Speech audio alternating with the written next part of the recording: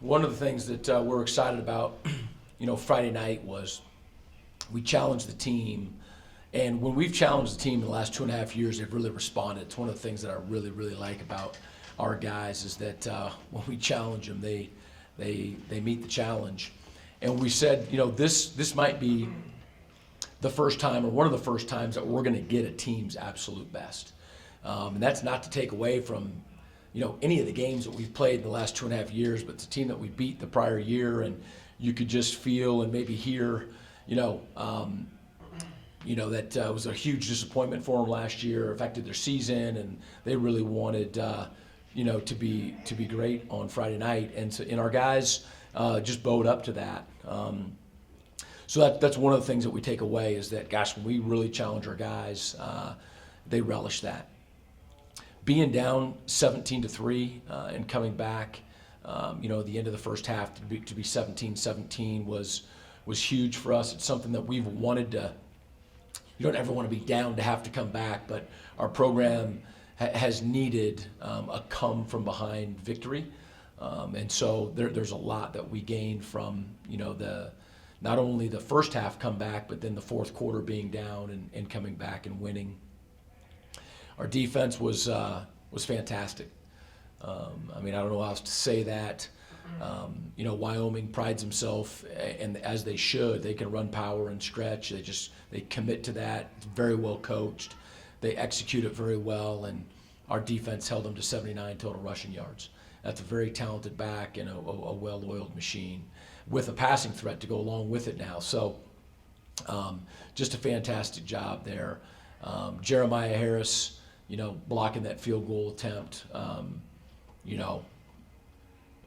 just can't make a bigger play than that. And so just a lot of neat things that way. I think the other thing that goes unnoticed with our defense in the game was that we turned it over 4 times, but they took the ball away 3. So as bad as it was that we turned it over 4 times, we were really only -1 in the overall turnover ratio. And minus anything isn't good, but our defense gave us a chance. And then offensively, we had 500 yards of offense. We're averaging over 5 yards a carry. A lot of different people touched the ball, and we scored points, but obviously costly turnovers, and under duress on some of those, and some just not being on the same page with the wide receiver on some, and then just some poor choices on Todd's part, and a couple of those interceptions as well, and winning the game despite the turnovers is really, really, really rare. But the last thing that I'll say is that, I think our guys believed before it happened, and so mustered up that the confidence, even though when we were down, and came back to win the game. You look in the last 8 quarters, 3 touchdowns and 3 field goals is all the defense has given up. Longest stretch since 2011 for this program. How good defensively are the guys playing on that side of the ball right now? Well, we played a really good football team, in our mind. We had to be at our best. Again, not only were they going to be prepared and to bring their best, they're 2-1, beat Northern Illinois, played great at Nebraska, and just, we scoured their film, and they're a much better football team than they were the previous year, and we think that we are as well. We faced some good offenses now, and so we've got plenty of work to do. But in terms of understanding our scheme, playing with confidence, being not perfect but sure tacklers, we've seen some pretty good improvement. Sure. Looking at 4 interceptions from Todd Porter, 2 for pick sixes. After that 4th one, what was the mindset of the team, and how did you kind of overcome that? Well, it's some of the reason why we made the change there in the 4th quarter was, we're down 24-20, and we were at a little bit of a lull. We just didn't, who's going to make the play? What are we going to do to give a little bit of a spark? And that was some of the reason for going with Brogan. I've said all along we have 2 good quarterbacks, and so it was just the right time to say, hey, let's give Brogan a shot to come in here and give our team a little bit of a spark.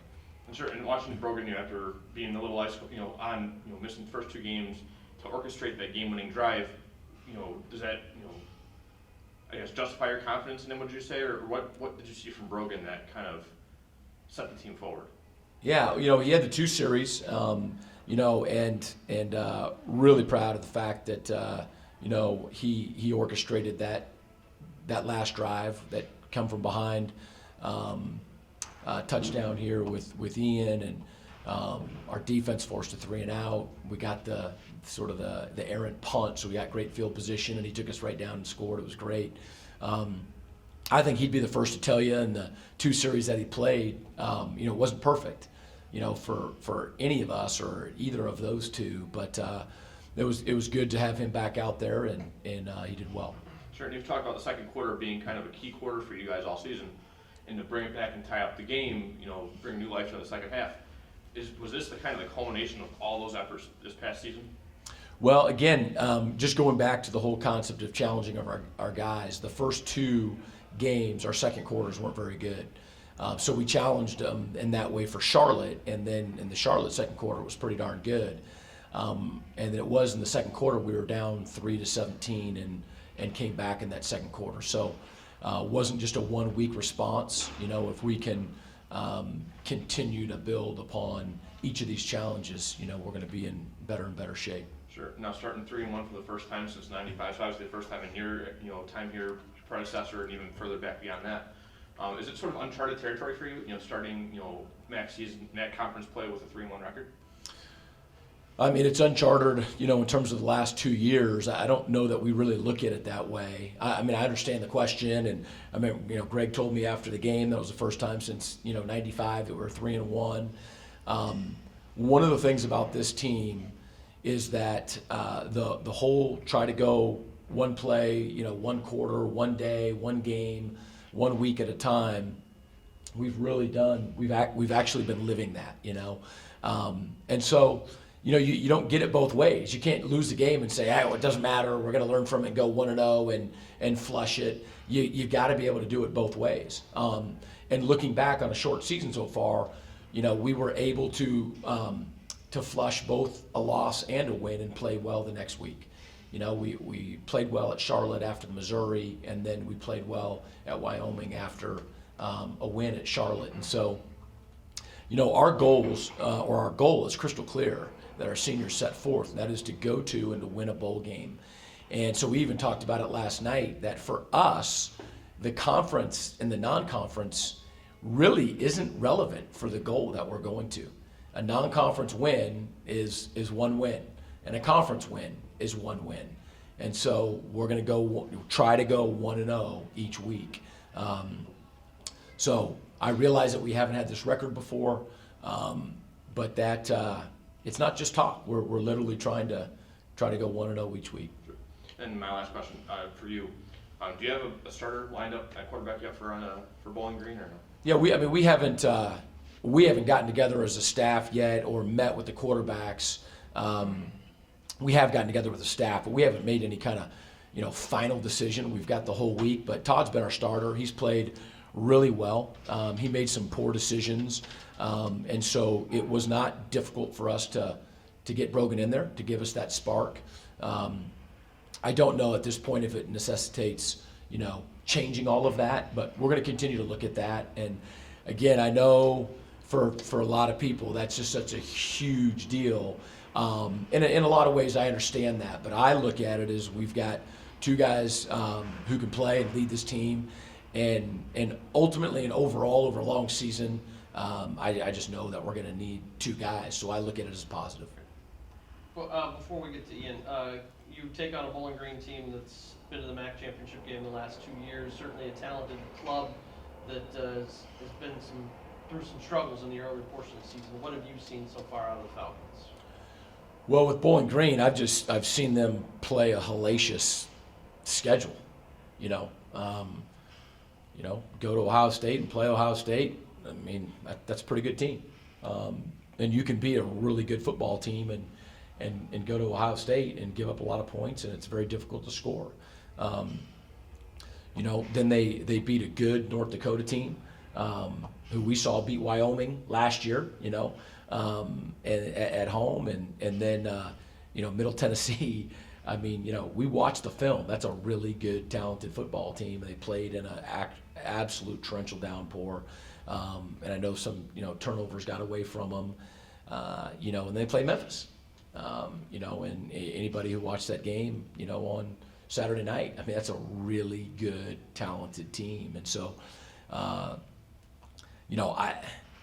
people say it, and just listen to the MAC conference call this morning. It's a new season. In terms of the non-conference and conference, that's how everybody looks at it. And so we're absolutely have massive respect for what Bowling Green's done. They got a new staff coming in. There's a lot of good players, and I just believe that they're going to flush the non-conference and say it's a new season and let's go get Eastern Michigan. And so that's what we're preparing for. I mean, they've got a quarterback that led them to a conference championship game, who's their returning starter, and then the redshirt freshman we recruited, and we think he's dynamite, and he's come in and played some. Their running game often gets overlooked, but I mean, they kill you on the ground, and then again, they're built on quick hitters and lots of wide receivers who are really good in space, so they play fast.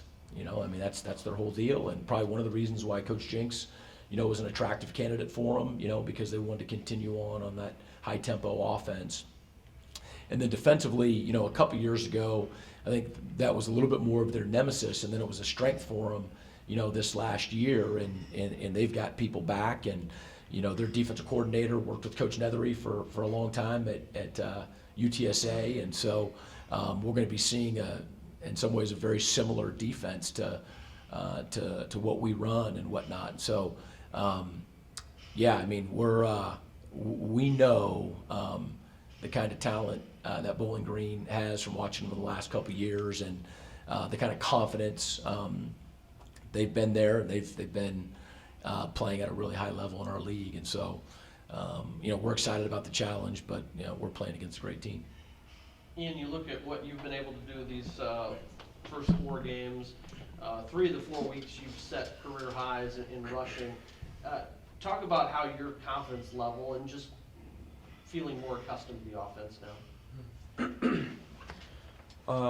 Well, for me, it's I kind of get into my rhythm at the beginning of each season. Like after the first game, after I got the few first carries out of the way, I was just I was in my rhythm from that point on, pretty much. So now at the beginning of each week, it's just studying the new defense and doing what we need to, making the adjustments that we need to make on offense, and just perfecting things and getting the offense prepared to play the next game. So I just do my part in that, and it's pretty much simple as that. Sure. Being from around here, what's it like, first of all, playing at Eastern, not too far from Creighton?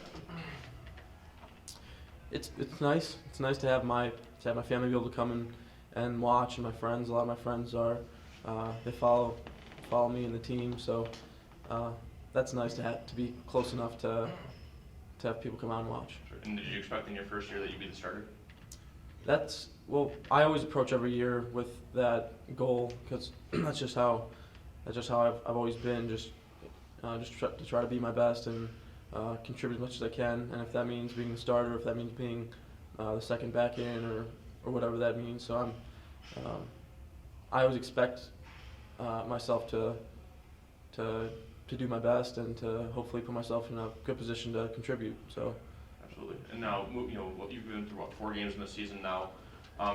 Is there anything that's coming as a surprise to you at this point from the offense and the offensive line? No, I wouldn't say so. I'm pretty close with all the offensive linemen, and all through camp and all through last year, they've always done a good job. They're warriors up front, and when it's time to make a play and time to get a first down, I always trust them, all of them, to do their job and just take care of what they need to. And when they do that, it helps me do what I need to do. And what kind of relationship would you say you have with quarterbacks, with Todd and Brody? Both of them, I have a great relationship because I mean I'm with them every play in the backfield. So on the field, obviously we have to be in good communication, and off the field, we're always talking about what we saw in practice and about the upcoming game. So they're both great quarterbacks and great guys to be around. So I'm lucky to have both of them as quarterbacks. In the classroom, you're an econ major. What do you hope to do with your degree in the future? I chose economics because it's a kind of a specialized. I look at it as a specialized business degree. It's got a little bit more of a social science and mathematics in it, and so. But really, I'm interested in being a financial advisor. That's kind of in my family a little bit, and so that's what interests me with that. Hopefully. How difficult is it to balance that classroom and practice back and forth? Because I know you're a GPA guy that's up there, and again, certainly academics are a high point of this team as well. Yeah. Well, for me, I keep it pretty simple. I keep my focus on, during the season especially, just on football and school. So after practice, I just try to stay organized, come back to my place and do my work for school, study the new plays, watch film, whatever. But I keep it pretty simple during the season, just mainly football and school and eating and all that kind of stuff. But I don't have a lot of distractions. I try to just eliminate the distractions. So. Anything else, Sam? Nope. I think we're good. Thanks. Thank you.